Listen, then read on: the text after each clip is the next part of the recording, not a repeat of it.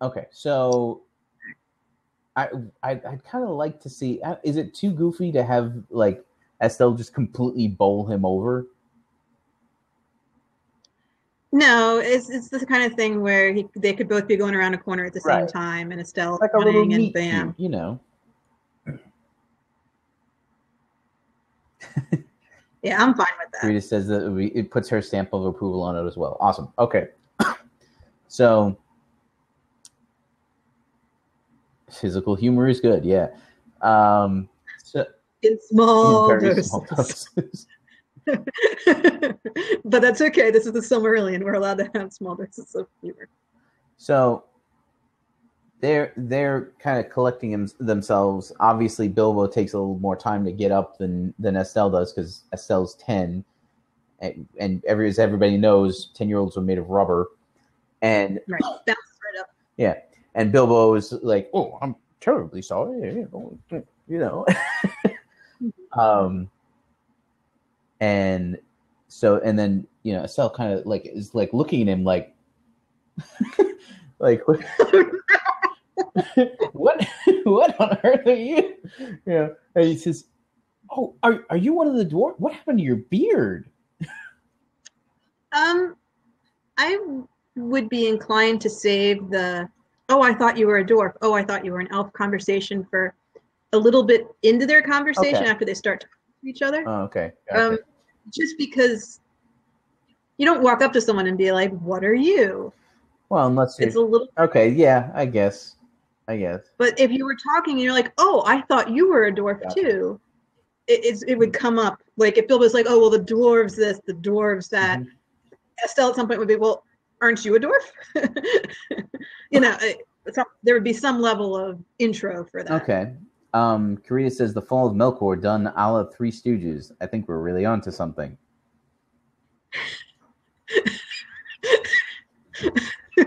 Something terrible. Okay. So in that case, back to the drawing board. Yeah, a little bit. So sorry, Karita. It was a brilliant idea, but the world is just not ready for it. Yeah, that's what it is. Yeah. So the thing that I'm wondering then is how to keep the conversation going while keeping them both in the dark. Well, I didn't mean for very long. Yeah. I just meant I didn't want the first thing he says to him is, "Huh, no beard." Like, it just seemed a little abrupt. Okay. But like, "Oh, hey, I saw you all came in last night. Yeah, like, oh, where are you going, or where are you from?" Or, I mean, those types of questions. Who are you? What's your name? Where are you from? Yeah. Okay. Oh, pleasure to meet you. And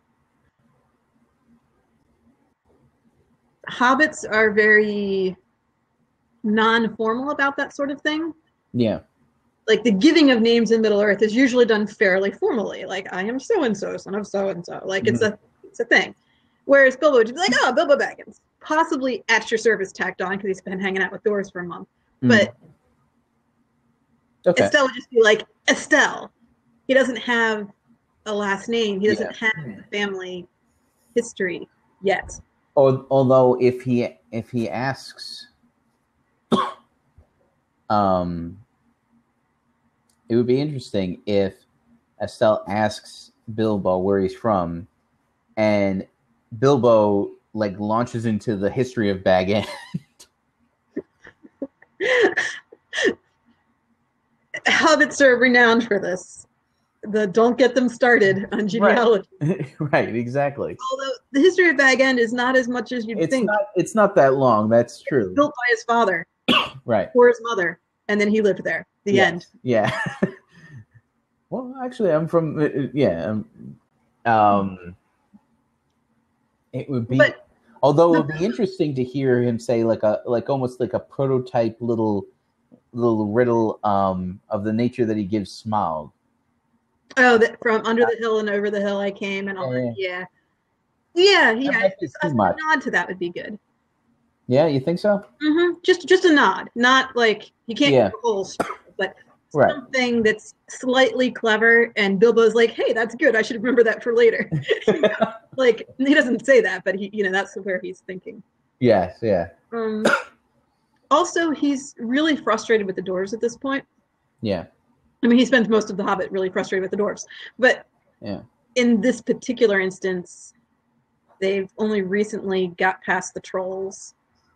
Right. Although right now, I would say if we're catching him coming from his second breakfast, he's probably fairly comfortable right now. He's excited to be in Rivendell. Right. But if you bring up the topic of dwarves, he's probably going to start in on, they make noise and they don't listen to anything you say, and they come barging into your house and like he's uninvited and eat everything in your entire pantry. Right, like there's room for a little mini rant here, and it's because he's had no one to say this to for a month. He's been living with the dwarves out in the wild, right? Yeah. No, and if he ever complained, it would be like, oh, the Hobbit doesn't know what it's like to live in the wild. Yeah. So he had to kind of keep his mouth shut. Now he's got an audience. Yeah, and it's gonna be epic. It's gonna be an epic rant. Yes. Absolutely. So I mean, I think Bilbo is in need of a good vent, as Karita says. Yes, and I think that's where he is. So it shouldn't take much to get him to go off on that topic. Right. He'll still be pretty positive, enthusiastic about being in Rivendell, about what a wonderful place this is, and how lucky Estelle is to live there. At some point, he might say that, not knowing any of the background. Yeah. Okay. And so, at some point, maybe Estelle says something that, well, I saw you come in last night with the rest of the dwarves, and that's probably the thing that put be a dwarf. Yeah. Or some maybe. Oh, do all dwarves live in holes in the ground? Yeah. Yeah. Something. Estelle has to make that mistake. Yeah, has to ask some innocent question, right? That sets this all off, and Estelle's just like, oh, okay. Yeah. But we can save the elf confusion for later, because he wouldn't think to correct Bilbo right away, not knowing that Bilbo thinks he's an elf. Yeah. Well, maybe. Oh, what would be interesting is if we see if when Bilbo realizes it, he sees Estelle with Gilrain. Because one would presume that Bilbo can tell that Gilrain's human. Yes. Elf children and human children are supposed to look pretty much the same, so that they can't tell apart. Adult elves versus adult humans should be a little easier. I imagine we're doing pointy ears in our film, and if so, that should... It's kind of hard to get away with that. Get away from that. Tolkien never really mentions them. Yeah.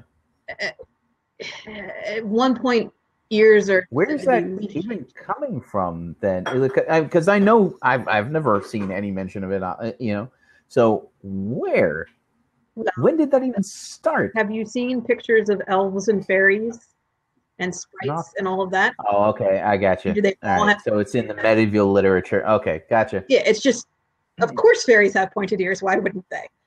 Right. That makes sense.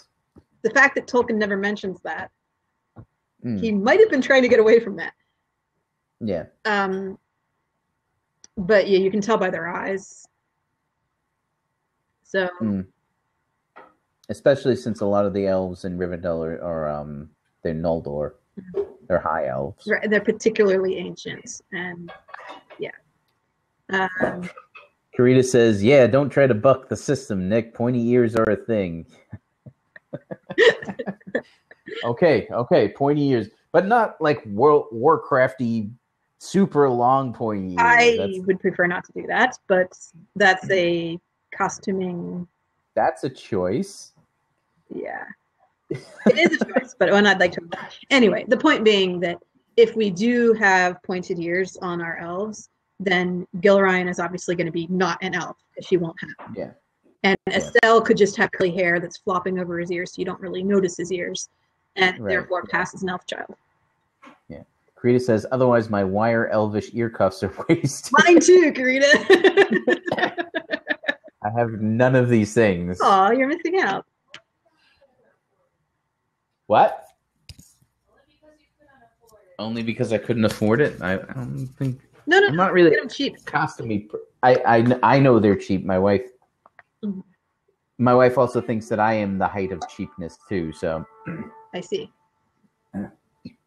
Notice I get my entertainment out of making things up rather than, like, paying for things. Fair enough. Anyway, so... excuse me. So, if we have Bilbo make a mistake that sets up the rant about the dwarves,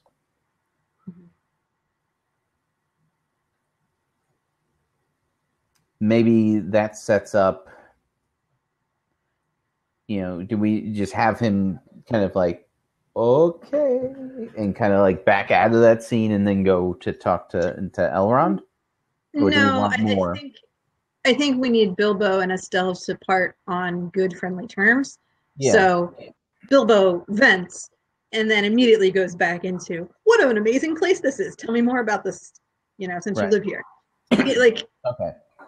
Gotcha. I think there has to be at least a little bit camaraderie between them, establishing a friendliness. Okay. And someone just venting at you all of a sudden when you just meet them does not build a friendship. Not even a little. I don't think so. Okay.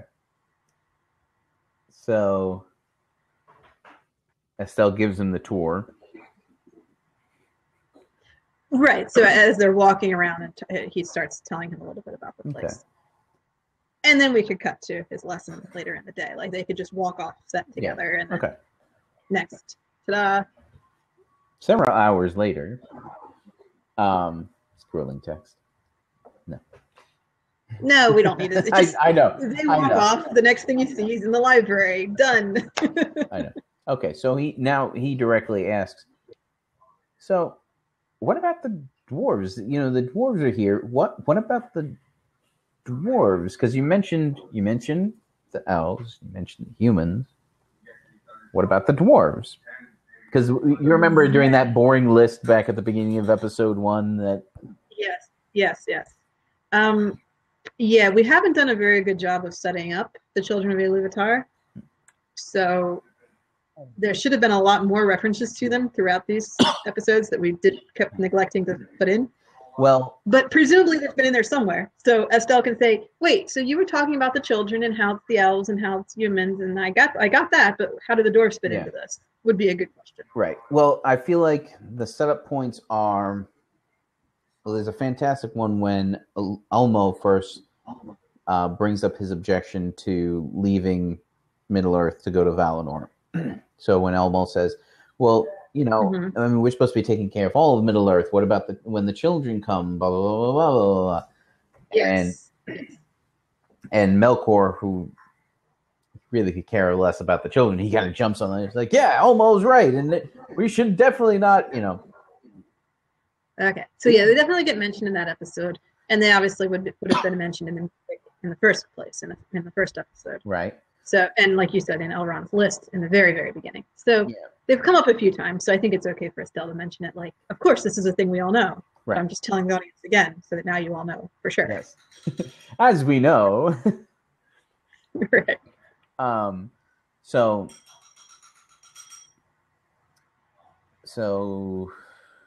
Elrond says, well, that's I'm glad you asked. I happen to have a very long and involved story about this, as a matter of fact. Not that long or involved, but whatever. So, from what I remember, I've listened to this episode probably about 8 to 12 times over the past couple of weeks.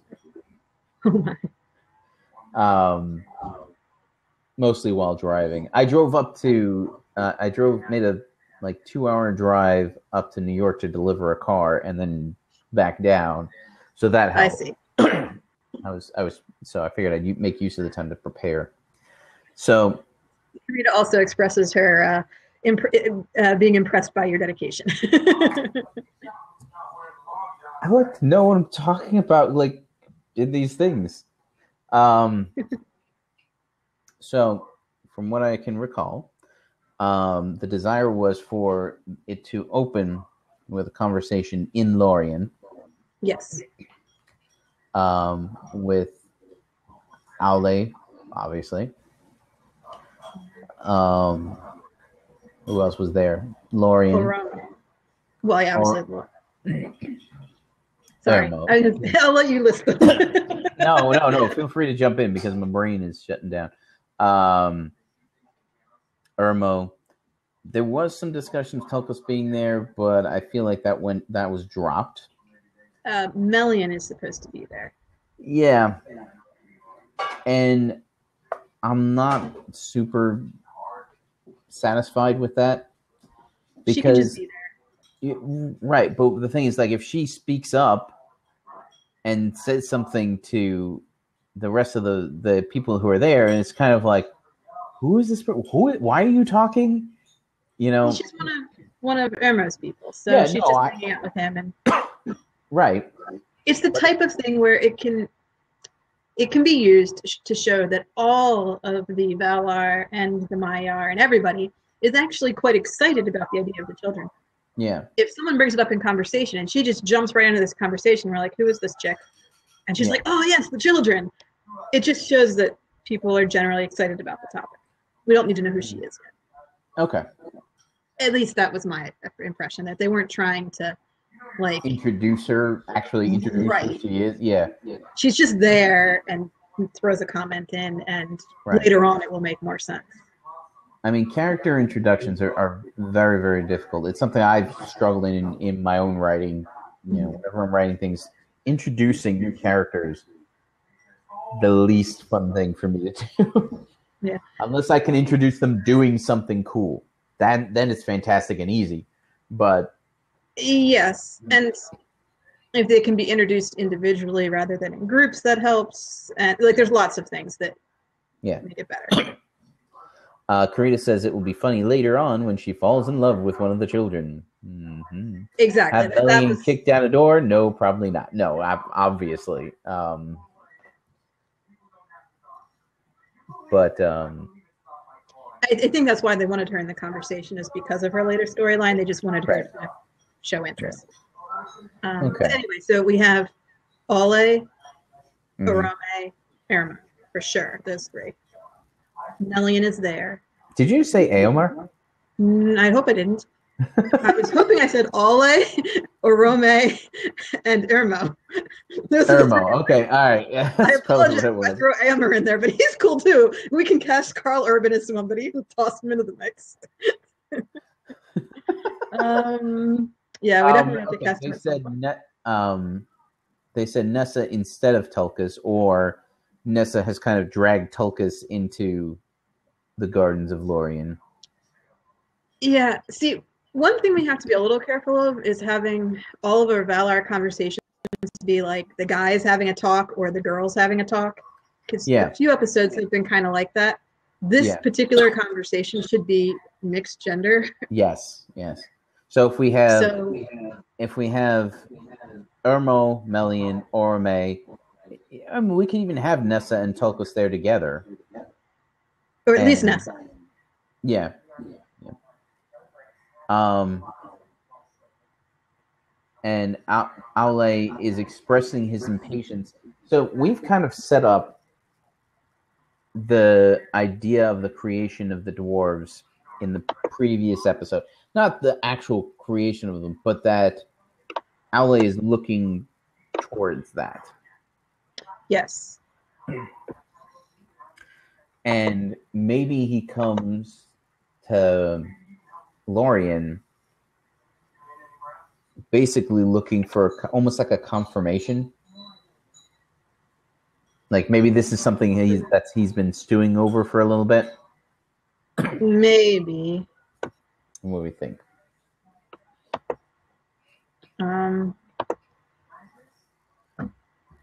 Yes. Okay. So it's something that's been on his mind.